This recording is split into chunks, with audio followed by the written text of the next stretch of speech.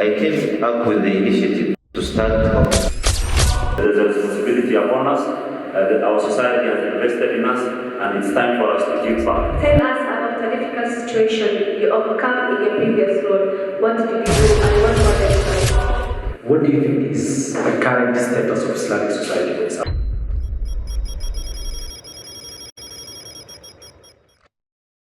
Assalamu alaikum wa rahmatullahi wa barakatuh. I'm the chairperson of Jomo Kenyatta University Muslim Students Association. I'm also a university student, third year. I'm pursuing procurement and contract management at JQuat. Assalamu alaikum wa rahmatullahi wa barakatuh. My name is Amir Abdurrahman. I use social media mainly as Al-Amiri. I don't know if some of you have seen. I'm a communication coach, public speaking coach, and also a motivational speaker. Thank you so much for having me here today. Shukran. I think that sums up our introduction. For those of you who are bold up to check for universities in Kenya, I think you must have come across the name Jomo Kenyatta University at some point. The topic of our discussion today that we would like to address is the current status and the future of Islamic society bodies. Since the students who are seated in front of me are drawn from various schools and they are the leaders of Islamic society bodies in those schools, I'd like to direct my first question to Chairperson Abdulaziz. Regarding, I think you may have visited so many schools, secondary schools across this town. When you go to those schools, and you may have inquired or met across stakeholders in Islamic society bodies, what do you think is the current status of Islamic society bodies? Are they performing well? Are they underperforming? And how is it? What do you make of it? That's a good question. From my experience and little exposure, as compared to the time before us, Islamic bodies are underperforming these days in high schools and also in universities. And the reason why I'm saying that is that because of several reasons. The first one is the decline in the faith of the Muslim society body leaders, like the Islamic chairperson and his team. The faith in their hearts has declined due to the exposure of non-Islamic values around us. And another reason can be the westernization of the minds of the students. Most of us are now exposed to Western cultures that do not conform with the Islamic moralities, like individualism, materialism, and among the hectic things that disturb the Islamic bodies and also the Muslim students at large is early love and relationship issues that occur between high school boys and girls. It is haram. It causes them the iman to lower, and then poor leadership with low iman and westernized mind contributes to the underperformation and to the underperforming of Islamic societies. To add one more reason is incompetency or lack of leadership skills of the Islamic society leaders. They fear coming up and initiating projects that will benefit the school and the Muslim community at large. So, because of time, that's the reason I can say high school Islamic bodies are underperforming. Thank you so much. Allow me to direct the same question to you, Amira. Slightly, I think from what Aziz has said, with the exposure that he had, the performance of Islamic society bodies in secondary schools now is way lower than it used to be. I think we've all been in secondary schools, we've seen the activities that used to be undertaken in schools. What do you think? I know Abdulaziz has mentioned several reasons In your opinion, what do you think is the main reason as to why that is?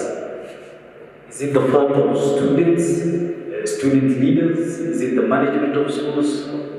I think the way my brother Aziz has said, so I can say it's a number of issues, okay?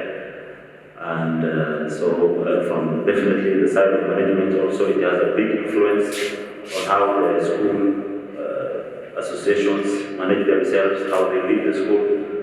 But I also believe it comes from the students as well. And one of the main issues that we have, I think, as young teenagers, young Muslims, is lack of focus and lack of a clear purpose.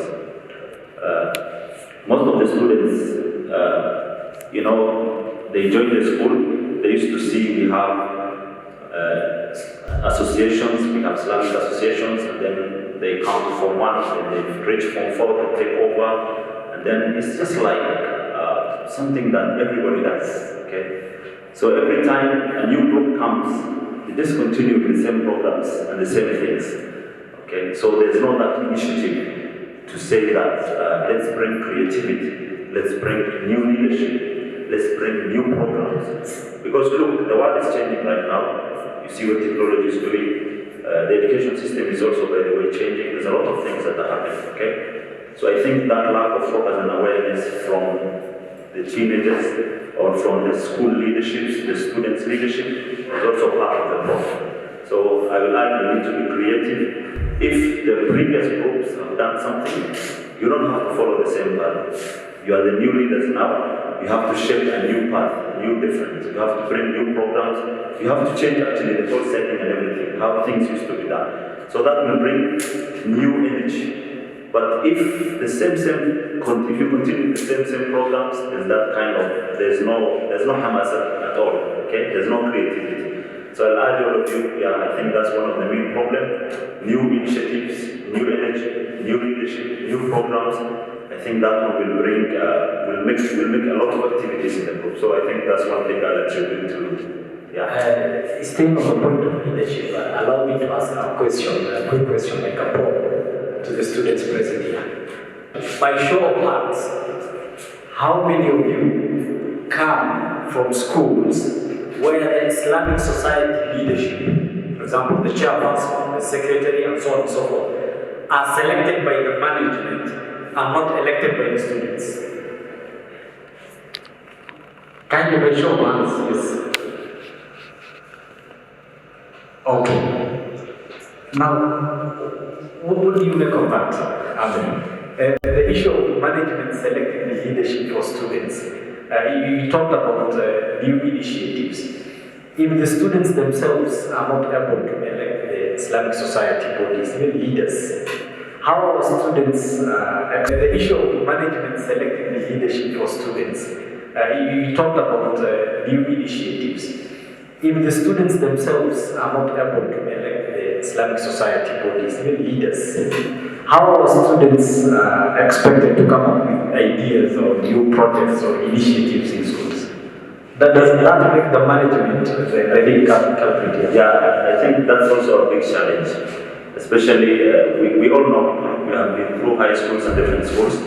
Management usually sometimes, when they realize the students' leaders are a bit more active, more creative, they want to bring change and all that. Some schools, by the way, they don't welcome change.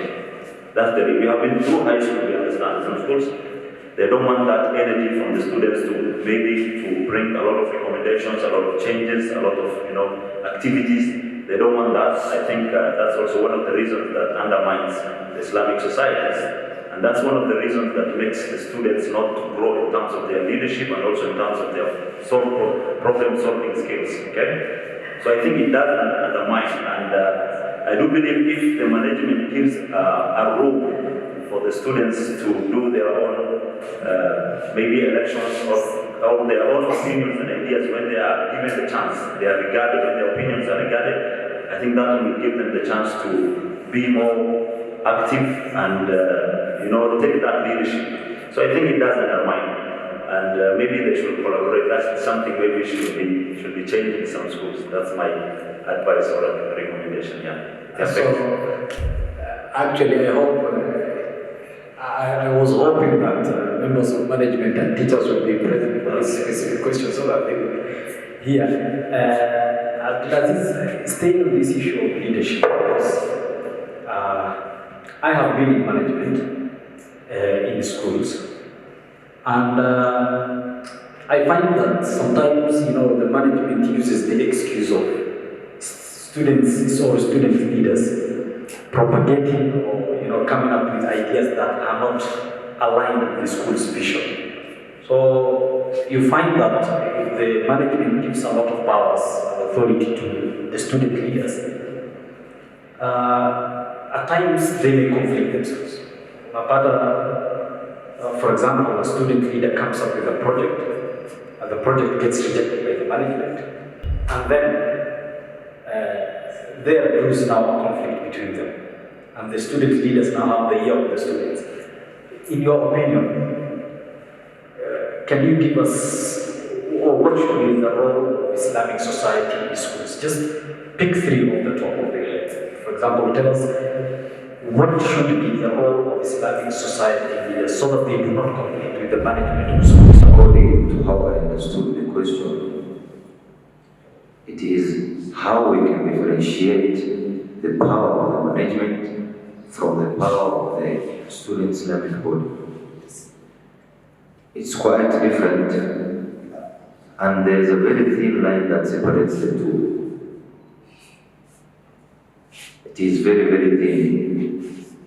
And if we look from the perspective of leadership, the students cannot lead themselves alone.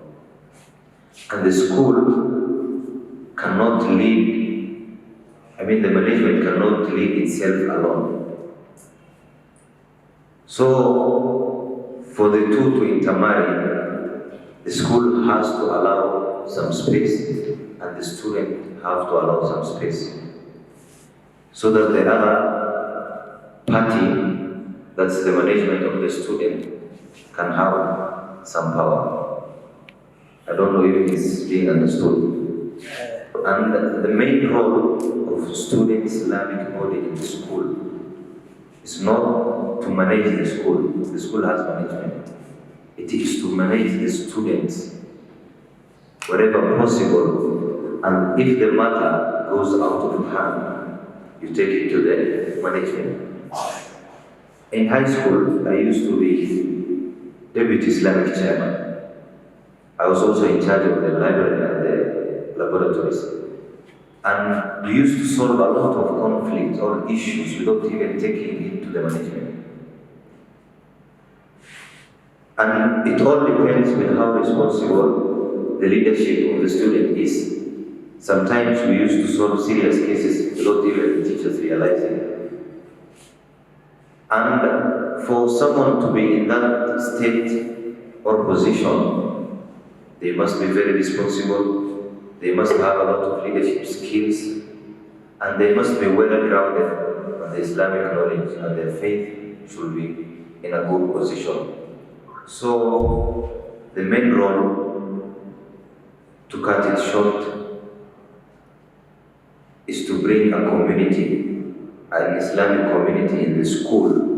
And the reason why the management is giving the students a chance is for them to be very comfortable, because a student is very comfortable being led by another student. But when a teacher or someone from the management comes, you automatically feel it's oppressive, even if it's good for you. I get you. I want to ask a question, a very personalized one. I think so. Unless I will give the students a chance to, comment or inquire about anything that they may have not understood. Was that point clear? Because from what I understood is the management has to trust the student leaders, and the student leaders have to be responsible and recognize their space. They have to recognize what they have authority to, and whatever they are not able to solve, they have to take it to the management. That automatically requires cooperation and relationship between the two, because one cannot start challenging that. It will be disastrous. Yeah, it will not be peaceful if the management will be so hard on the students and the students become responsible when being casted in the positions. I had an incident while I was in secondary school. Our school did not have what's called Islamic Societies. It wasn't allowed. It was part of the school rules.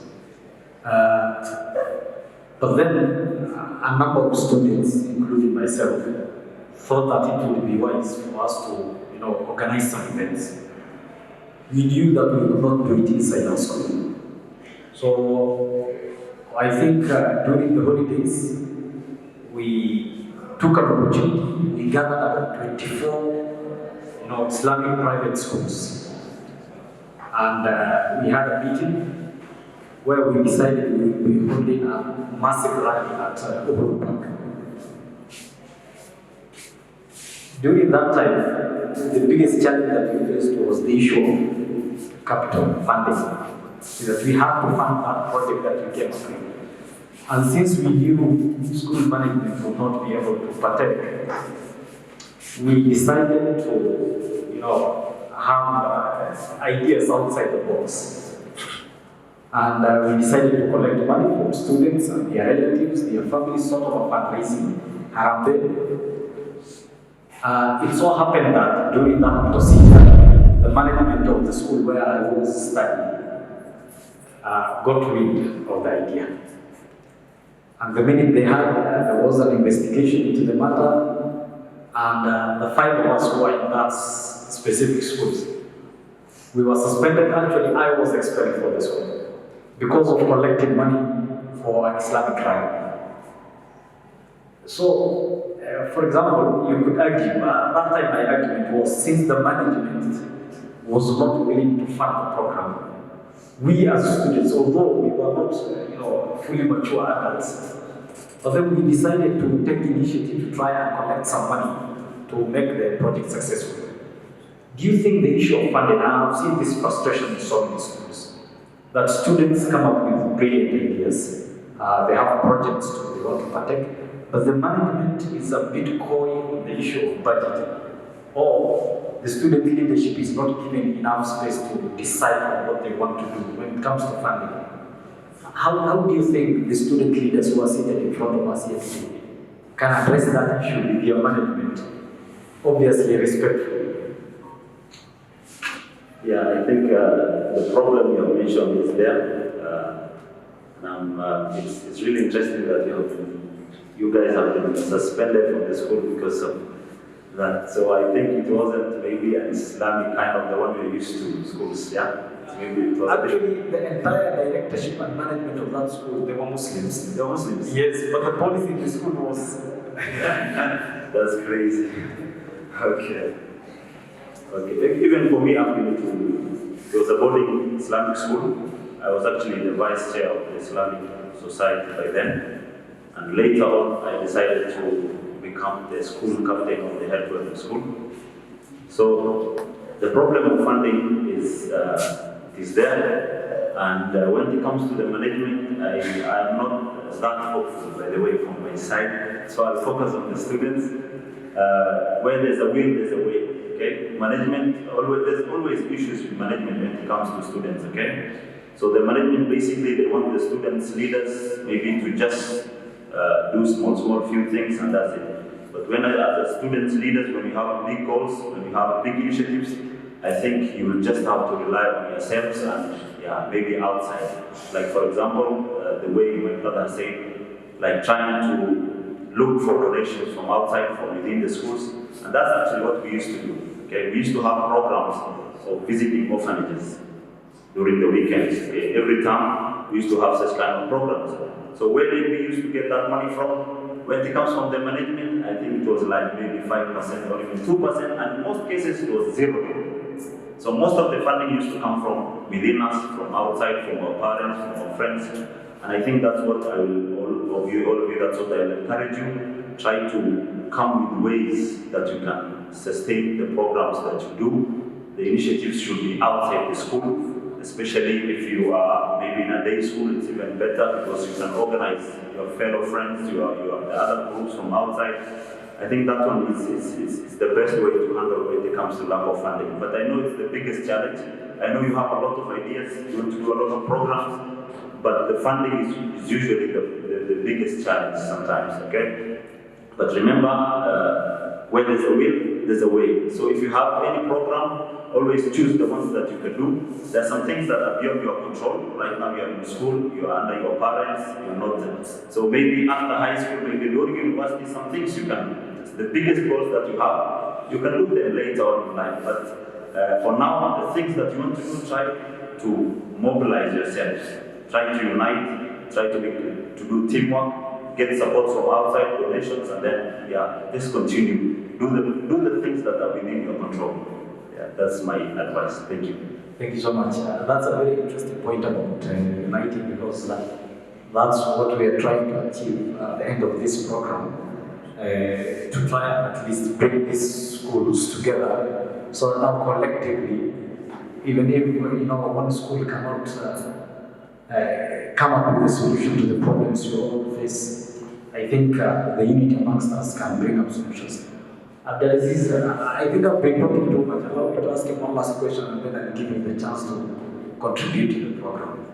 Abdelaziz, you are the chairperson, if I'm not wrong, of JKUAT University Muslim Students Association. I personally studied at JKUAT and graduated from that university, especially at the main campus. And I've seen that, because what I expect is all of you are aspiring to go to university. And the problems that are facing Muslim students, especially public universities, are way, way bigger than the ones you're facing right now in your secondary schools. Yeah. I have been, yesterday I was discussing, or was it the other day, I was discussing with Abdelaziz, I was asking, the last time I was at JKUAT, we were praying in a room of, I think, if I'm not wrong, 6 by 8 meters. Very small room. That was the most for the entire university. And I knew that students had a lot of problems trying to convince the school, board and vice chancellor and anybody involved to try and get them just a decent mosque to pray. Nothing else. So I was asking him how I can continue with that fight right now as the chairperson. So, what advice do you have for these students who are going to go to the university? Take a leap from where they are right now. Right now, their prayers, their salah, all those things are taken care of. What they are asking the management is to help them come up, with entertaining ideas and so on and so forth. They're going to go to university. Some of them may go to public university, maybe on government scholarship or something like that. Once they get there, they're going to face a lot of problems. The problems that we've been discussing, the issue of drugs or social media, they are magnified. And they'll be found there at the university 10 times bigger than you're facing right now. What sort of advice do you have for these student leaders? Because these are the people that we expect when they get to university also to be the leaders of Islamic bodies, our Muslim Students Associations. So there are two questions.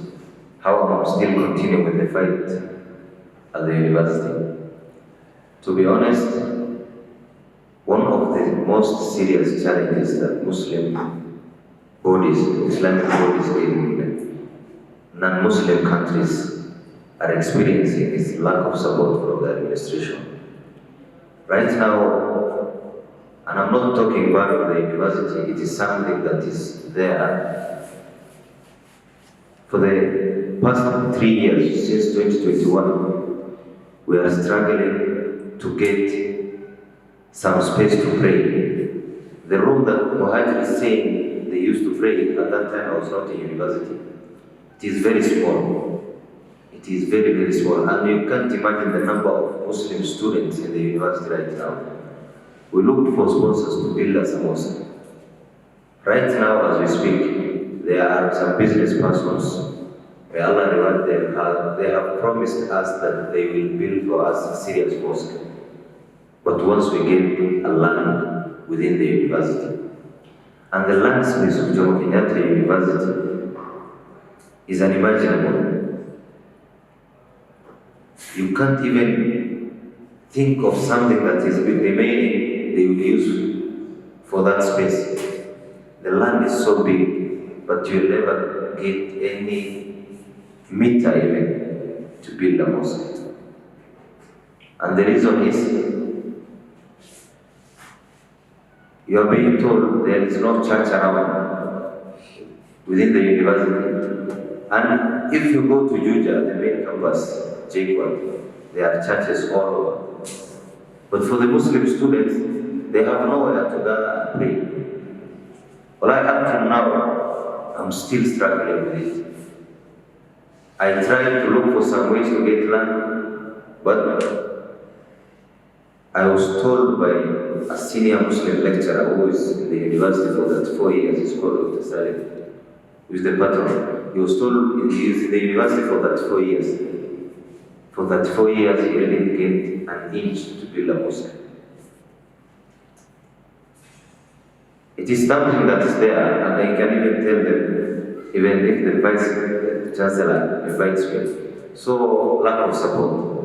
And when you have activities, you are being segmented because you are a Muslim.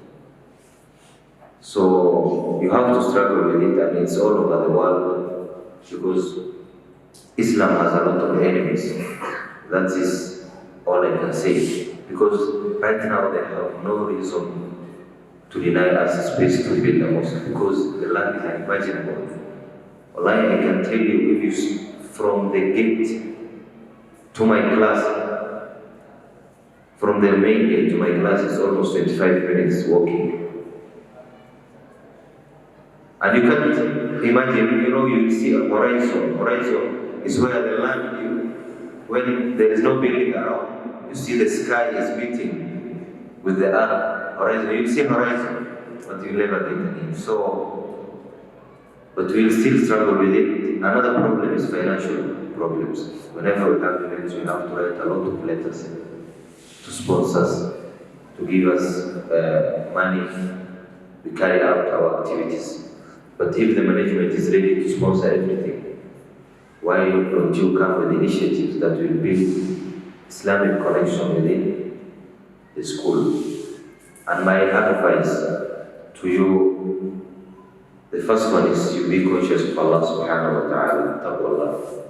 If you fear Allah subhanahu wa ta'ala, that will inculcate in your heart honesty, sincerity, being a competitive person.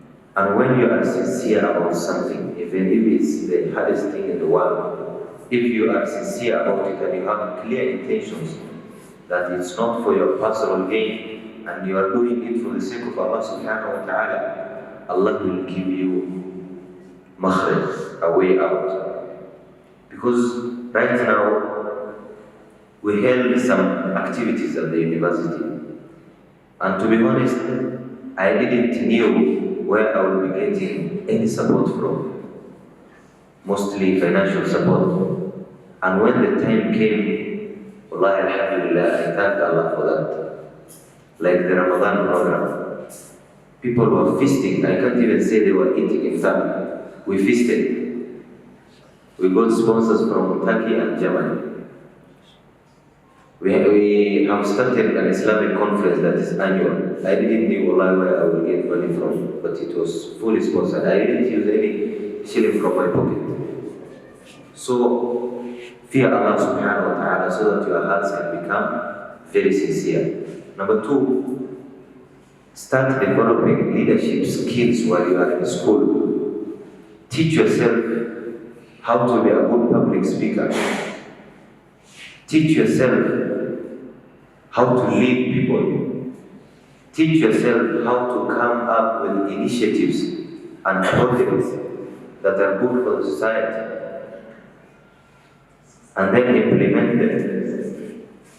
When I was in high school,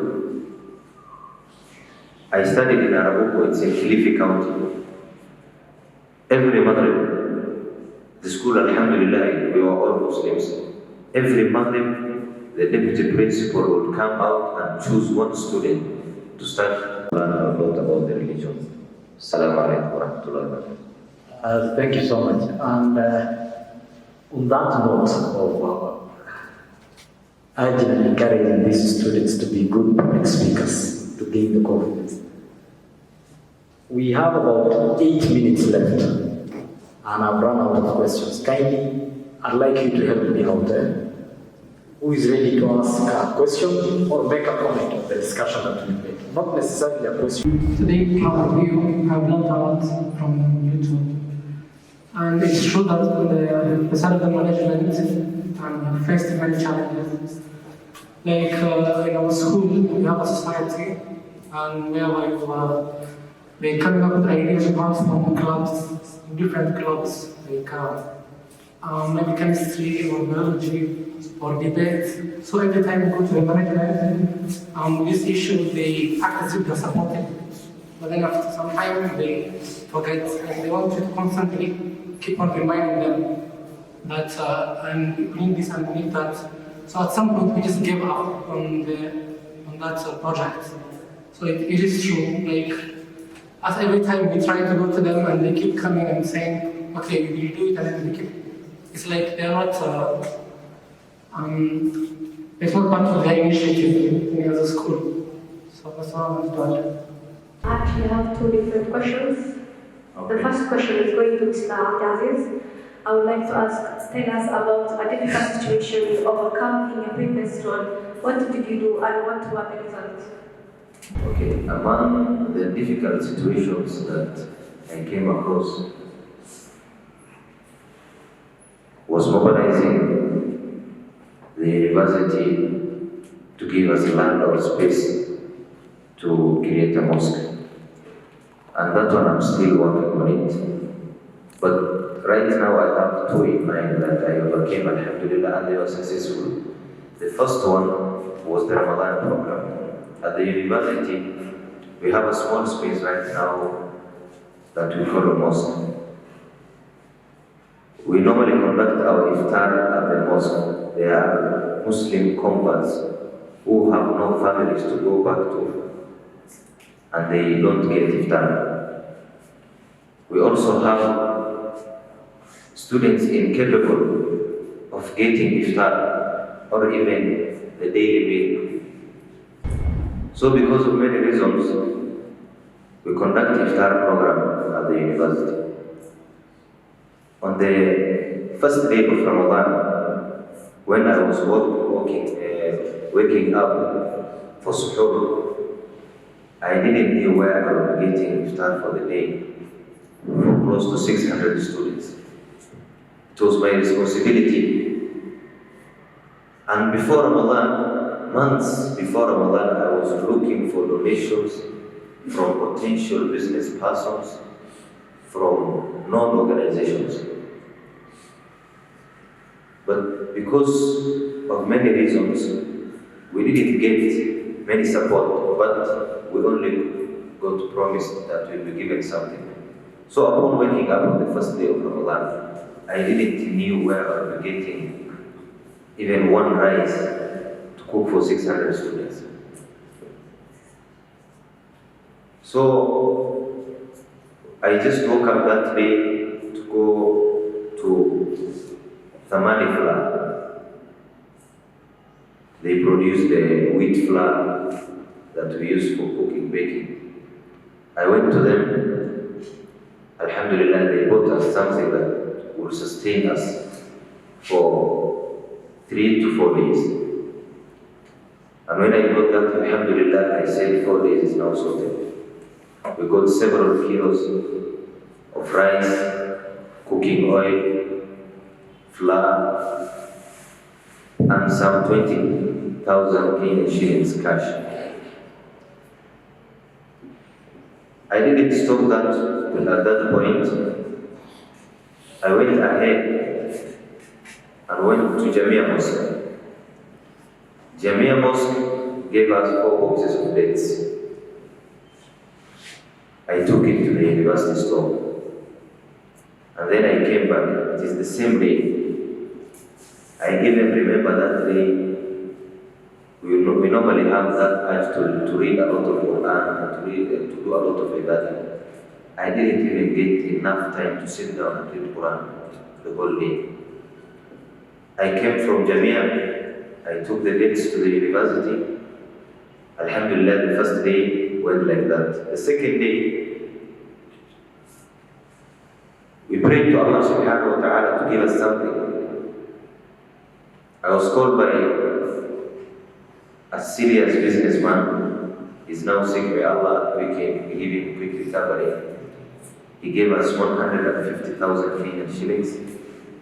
And his brother added us $500. At that time, it was 69,000. We got 219,000 at that point. We went on to embassies like the Saudi Embassy, Qatar Foundation,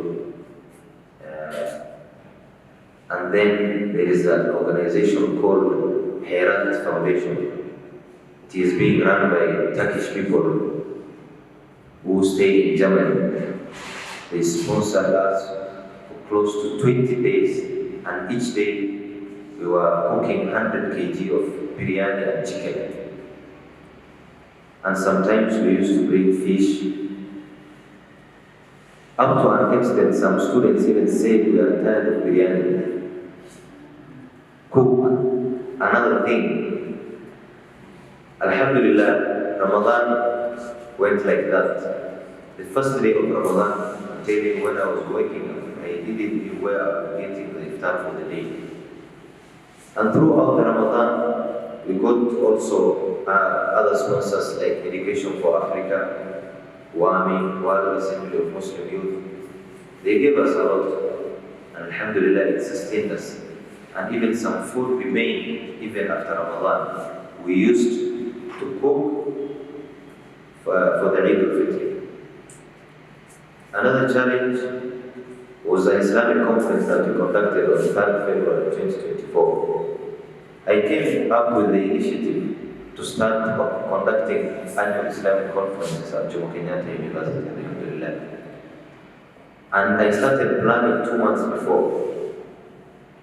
December, we all know it's holidays and exams. We did our exams, we went for holidays, and then when the new year had begun in January 2024, I overworked in January. I was overrunning. Every morning when I wake up, I'm looking for potential sponsors to sponsor us for the event. And we didn't get anything up to the last day. The event was on Saturday. On Friday evening, I was shocked. I invited a lot of people. We prepared, we budgeted for what to cook. The whole day we prepared refreshments, lunch, a lot of things. We didn't have money. Friday 5 p.m. is when I got money from potential sponsors. You can imagine an event that you were planning for 2 months. You didn't get anything up to the last day, less than 24 hours. Allah subhanahu wa ta'ala gave us something to help us finance the Islamic conference. And when it ended, Alhamdulillah, it was very amazing. Wallah, I thank Allah subhanahu wa ta'ala a lot. So, right now, those are the two situations and scenarios that I can say. It's only faith and sincerity that Allah subhanahu wa ta'ala gave us some way out of a difficult situation. I think I have answered the question. Thank you so much for the questions, the experiences. My next question goes to Mr. Amir. What attracted you this particular position that you are in to the society? Or to the society as a mentor? Okay, so I'll keep it short. I think we have run out of time. I understand. Hopefully, inshallah, we'll get maybe some other time because we want to spend some good time and interaction with the leaders of the future, inshallah. So to keep it short, after high school or when I was in university, I had this passion, okay? So in life, we all understand there's something called as passion. I know some of you, you're leaders, some of you want to become authors and writers, and some of you also you want to become great baby speakers in the future. So I had that passion, And what I used to do is I used to go to high schools. By then, when I was in university, I used to visit the high schools, speak to my other brothers and sisters, share my little experience, share the little knowledge I have. So it was, that passion used to drive me. And then on top of that, I understood that we have a responsibility, there's a responsibility upon us, that our society has invested in us, and it's time for us to give back. And up to date, so that's what I do. I still go to universities, I still go to high schools, and I still speak to our younger brothers and sisters in events and in different places. So for me, number one, I'd say is that passion. Secondly, it was a responsibility. So there comes a time in life when you have to assume the responsibility and take the initiative. Like for example, all of you right now, you are leaders, and there's that, I'm sure there's that deep, there's that thing in you that you feel like you have to give back to your side, you have to do something. You feel like you want to reach your potential, okay? And let me tell you, the more you try to do these initiatives, the more it expands your mind, the more it increases your skills. So the more you understand your talents and gifts. So my final advice to you also is that get out of your comfort zone. I know some of you might be having that fear that I can't stand in front of people and speak. What will people think of me? It's very common at this age. But I want you to go and face your fears, confront your fears, do it while afraid, take initiatives, engage the management, try to do things that have never been done in your schools before, be creative, and all this, inshallah, will in your future, it will affect you, inshallah, even your career and also your role within the larger society. So that's my advice, inshallah, and hopefully we will get more time some other day, and so that we interact more and inshallah learn from each other. Thank you so much. Thank you so much to both of you. I know for a fact that this was just an introductory meeting. Inshallah ta'ala, we are planning to have skills development programs where we can train the leaders of Islamic societies on public speaking, proposal writing, discussions, and I know it is within the plan of Peace and Youth Awareness Organization to create a forum for all Islamic society, leaders, inshallah, so that we can undertake tasks and possibly overcome this problem of funding, inshallah.